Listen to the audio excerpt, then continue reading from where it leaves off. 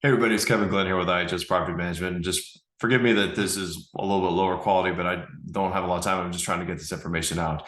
I attended the hearing on SB5060. You can remind everybody I'm not an attorney, I'm not an accountant, and this doesn't constitute legal or accounting advice. But there were some things I found interesting in this hearing when we attended it this past Wednesday. When they read the initial bill, they talked about everything about the reporting rental rates and that we'd have to register our units every 2 years in there. But what wasn't read about part of that bill is the fact that if there's any changes in those side of those 2 years, if we change, say, the rental rate or something changes, we have 60 days to report it.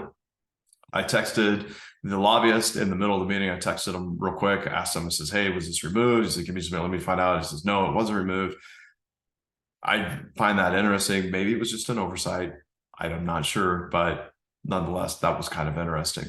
What was also interesting is Senator Cooter, they're trying to push this bill as part of it is like affordable housing. I'm not really sure how this promotes affordable housing other than if they had your rental rates and you had to report all this stuff, they somehow used it to prop up rent control. They haven't said that would happen, but I'm not really sure how it would create affordable housing, because all I see is it creating more cost and administration fees for everybody to have to process all of this information, process rental licenses and apply for those. To, if you do rent raises, to also make sure that you report everything out to the state, keeping on top of all of that so you don't get penalized.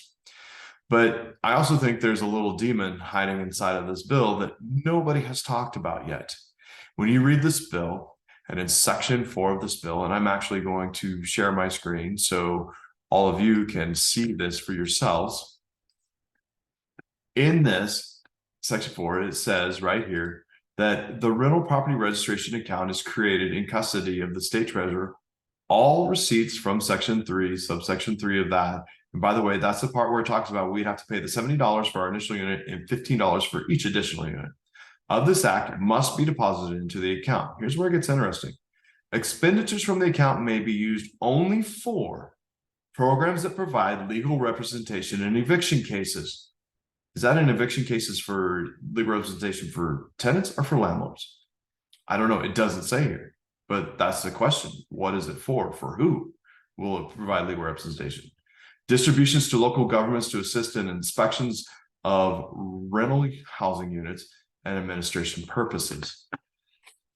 I'm not sure, but I find it somewhat interesting that that's in there and nobody's brought that up and talked about it, because in my opinion, that's a little demon hiding in there. And like, okay, we're going to get these fees, and they're saying how they want to use it to help landlords and educate and do this, which by the way, I'm in favor of educating people. That's part of our motto here at IHS and what we do. And I serve on the board of directors for BROA. I'm all for it. I teach seminars. I am 100% on board for helping educate landlords. I'm also 100% on board for helping educate tenants, like financial education, helping them get out of situations they're in financially to better themselves in their lives.